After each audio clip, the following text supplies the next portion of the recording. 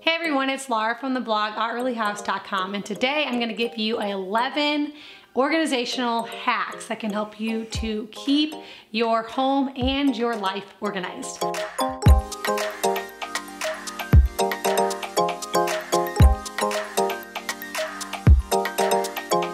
So if you guys haven't noticed yet, I'm kind of doing a lot of organization and cleaning type videos, and that's for two reasons. One, you guys said you wanted to see them, so here we are doing them. And two, we just moved into a new house, and so it's very practical for me right now because we are working on getting this place organized, and just a lot goes into moving and unpacking and just knowing where everything is going to live in the new house. And so as I go through and do that, I have been jotting down just tips and hacks and filming the things that I'm doing to share them with you. So if you're moving or if you are just ready to kind of overhaul your house and get yourself organized, this video is going to be for you. Okay, so number one, my first organizational hack that I have, and I've already mentioned this one before, but I'm gonna say it again, is that everything in your home needs a place. So this is something that you need to think about before even purchasing something, before even bringing it into the home. Think about, where am I going to put this? Whether it's a decoration, it is a food item, it is a clothing item, a toy for the kids, it needs to have a place, because if it doesn't have a place, it's just gonna end up scattered throughout the house or sitting somewhere where it doesn't belong, and it's going to clutter up your house. So I think that's how I started my last organization video, but I'm gonna say it again because it's just so important that everything has a place.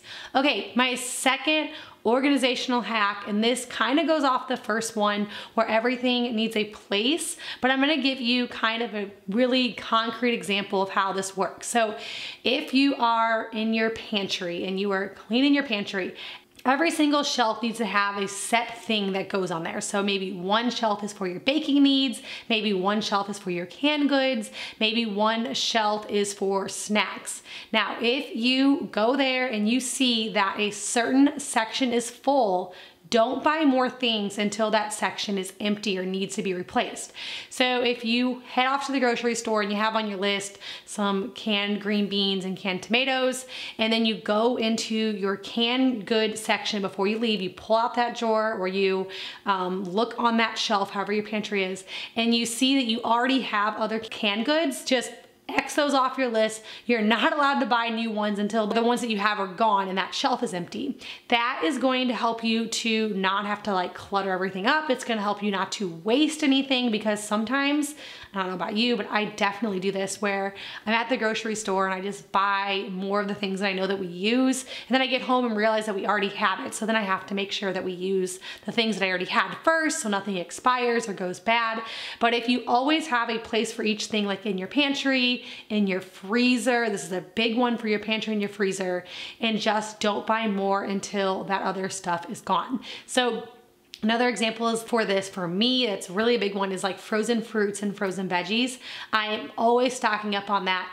And when I go to the grocery store, I might buy more before the other ones are gone. So when I get home, I really don't have a place to put that because my shelf is already full in the freezer for that. And so I have to like put it onto my meat shelf, and that just makes me get unorganized. It makes me lose things in my freezer. But if I go downstairs, I've been doing this a lot lately and it's been so helpful. So if I go downstairs and I look in my freezer, and I have a standing up deep freezer, and I look at my top shelf and I see that there are still fruit and vegetables, because my top shelf, side for fruit and side for veggies, is all there. Even if there's just like 4 bags in each one, I will not buy more until those ones are gone, because that's how I know that I actually need it whenever it's gone. So do this for your pantry, do this for your freezer. I promise it's gonna help you not to clutter things up. Use what you have first, and when that spot is empty or really low, go out and you can buy more. And then when you get home, you know exactly where to put it, and you don't have to worry about things expiring or losing anything in your pantry or freezer. This also works in other areas of the house too.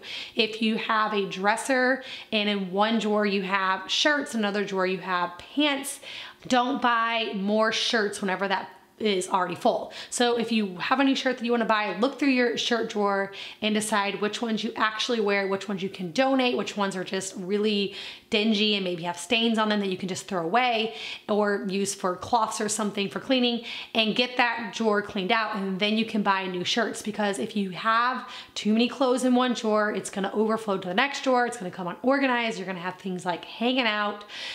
Same goes for toys for your kids. If you have bins of certain toys, don't buy more if those bins are already full. So then everything always has a place and it's easy to keep things organized. My third tip is to not move things from one area of the house to the other area of the house. I don't know if you do this, I so do this. When I'm in like my kitchen and there's like a pile of mail, I'll just like pick that up and put it on my dresser in my room. Or if there is toys over here, I will like pile them up and like go put them in another corner of the house because I'm like want to get one area tidied up. Or if I'm in my bedroom and there's some dishes in there, maybe we had something to eat or drink before bed watching a movie, you like bring them out and just like put them in the sink rather than actually putting them away and dealing with them right away. So my tip is, instead of just moving piles of junk from one area of the house to the other area of the house, is to actually deal with it right now, put it away where it belongs. If you have something upstairs that goes downstairs, bring it downstairs and put it away. Don't just move the pile by the stairs, because I know I do this a lot of times. Like if I have, our laundry is downstairs, and if I have like dirty clothes, I'll just like set them by the stairs. Or if I have something like books and things that go downstairs on the bookshelves, I'll just put them by the stairs. And now, instead of there being books on the coffee table and dirty clothes over, you know, in the bathroom or something, now it's all just like sitting by the stairs, and it's still something that I have to do later. And if I just addressed it now, it would remove clutter and not make it as big as a job later, because later I'll get to the stairs and see that there's like 500 things sitting there and I don't even have enough hands to bring it all down. So address things right away. When you see something that needs to be spruced up or cleaned, don't just move it to another area of the house. Take it and actually put it away where it belongs, and that will really help to keep your house clutter-free and help you to not have so much to do at the end of the day. Okay, my fourth organizational hack kind of has two parts. The first part is you need to think about the things that you have in your hands right when you get home. So when you walk through that door, what do you have in your hands? Do you have your keys? Do you have your water bottle? Do you have a diaper bag or a purse, maybe some mail? What are the things that you always have right when you walk in the house? And two, do you have a place to put those things? So this is kind of a two-part one, because first, you need to have a place to put those things. Now, ideally, this would be right in your mudroom or entryway, because face it, we are not gonna like go and like put everything away. If it's right there and convenient, you will. And then you need to think about what those things are so you can have a place for them. So for me, we just moved. We don't have a great entryway set up yet. I'm still working on that. I have some big plans of redoing my entryway and adding some like cubbies and shelves. But for now, we do have one small little table with some drawers in it. The drawers are perfect for putting keys in there. It's perfect for setting my diaper bag on and lining up shoes that we wear all the time on the bottom shelf. Now, in the wintertime, when it is cold outside, it would be ideal to have a place to hang your coats and your jackets, having a bin for hats and gloves, maybe a place to put extra socks and scarves, things like that, because what's gonna happen is when you get home, your hands are like full with all kinds of stuff. You have a kid, probably in tow, I always do, and then you just like drop things down, and when everything just kind of like gets thrown on the floor, it's very unlikely that you're gonna come back and organize it right away. It's just gonna be a mess. So think about it, like go through your day when you get home and think about the things that you have right there in your hand. Maybe you want to have a mail organizer right when you walk in the door to put the mail in, the bills in, kind of separate that. Maybe a spot to hang your keys, definitely a place to hang your purse, your diaper bag, things like that. So right when you walk in, it's easy to put things away. Now, another really, really important organizational hack is to make sure that you have All of this stuff accessible for your littles. So if you have kids, make sure you have coat racks that are down low, shoes bins that are down low, so they can help to put their own things away. It's gonna teach them how to be responsible, how to help out, and it's also gonna keep less things for you to do because most likely you're really busy and you don't have time to pick up after every single person in your house. So this is gonna be a good way to really let the kids join in and help make sure there's things at eye level and make it easy for them to know what goes where. Okay, my 6th organizational hack for you today is to purge often. We oftentimes purge just whenever we are getting ready to move, maybe when we're spring cleaning. It's kind of like a once a year thing, or maybe when you're bringing up like the clothes for winter time, you might like purge some of the summer clothes, but we don't purge often enough. Our houses are constantly getting filled with more things. So the more people you have in your family, or even if you're just a single one person, think about the things that you accumulate in the day, just between mails, things that people give you, things that you buy. Like, I don't know, this is a weird example, but for us, like recently we went to a parade around 4th of July, and all the kids came home with like so many like knickknacks and like weird little toys, you know, like the toys from the McDonald's bag. There's just always little things that are constantly coming into your home. And if you're not constantly getting rid of things and purging, your home is just gonna be so hard to organize because it's gonna be just brimful of things that you really don't need and things that don't have a spot. And so think about that whenever you are at the end of the day, or maybe like once a month, maybe would be a good idea, is to actually purge, like not just a couple of things, but a lot of things. By the end of 1 month, you're gonna find so many things in your home that you don't need. And you can even purge little things like mail or rubber bands or pens, like all the things that kind of accumulate in your house. Think about those things. How many pens do you need? Maybe you need a ton. If you have a spot for it, great. If you don't, get rid of some.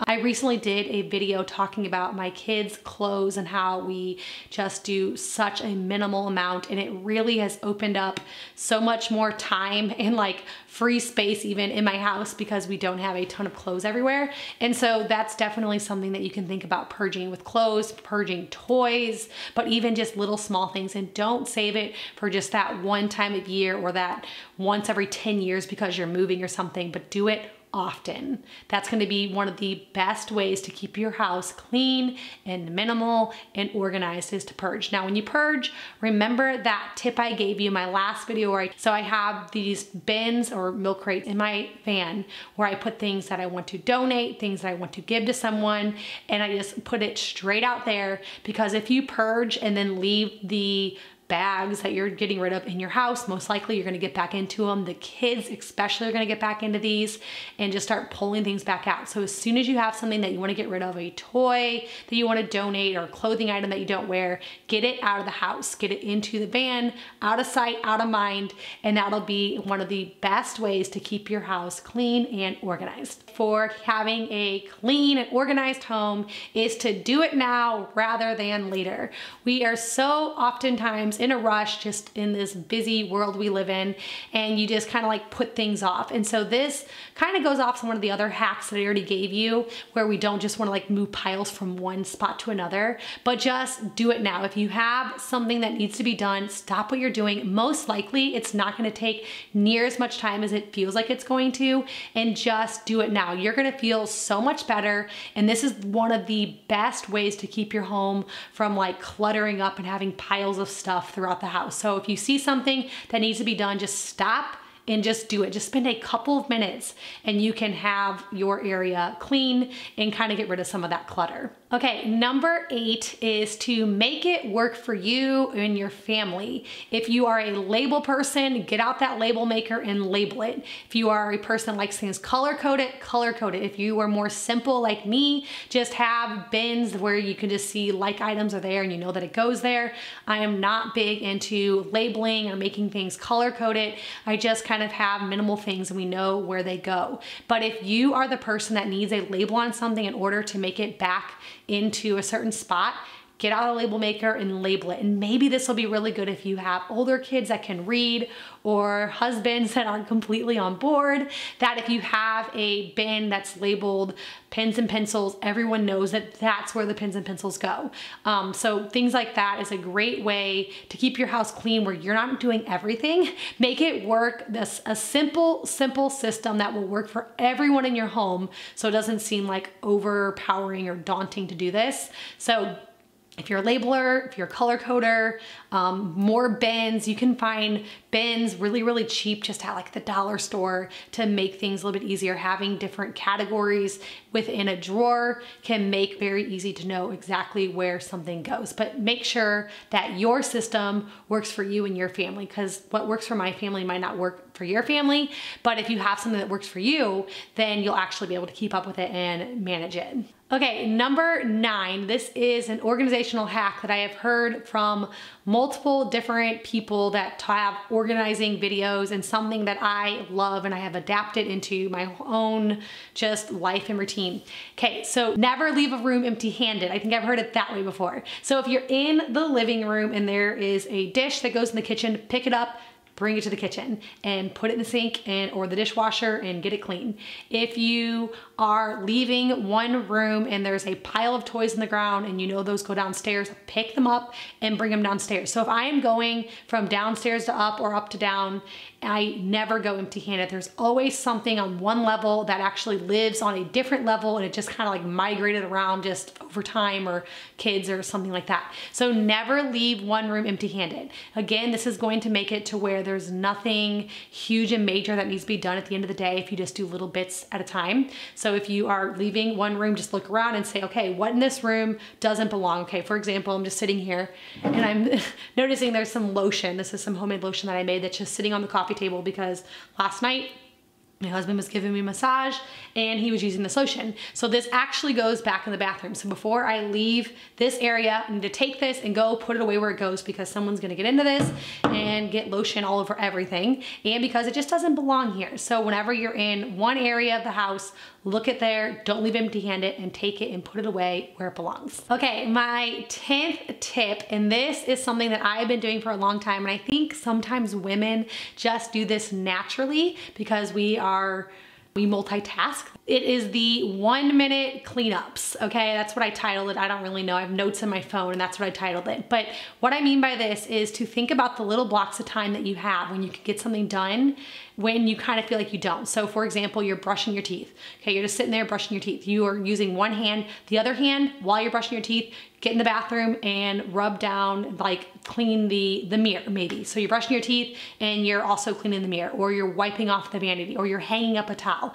So that's something that, like, I think, like I said, most women probably do this naturally, but if you start getting in the habit of that, I can clean my bathroom. I mean, not deep clean it and scrub all the toilets and everything, but just get it to where it looks presentable, water spots off the mirror, straightening the rugs, hanging up a towel and wiping off the vanity to where it looks like nice and clean, just while I'm brushing my teeth. Okay, if you are warming up something in the microwave for 1 minute, instead of just standing there and waiting for the microwave to be done, or to be like scrolling through your phone because you're bored for a minute, take that 1 minute to just go around and wipe off all your countertops, or to put all the dishes in the sink, but something like that. So basically, if you have 1 minute of time and you're in a place like the bathroom or the kitchen, just do a few things during that 1 minute and you would be amazed at how much you can get done while you're brushing your teeth or just warming up some coffee in the microwave.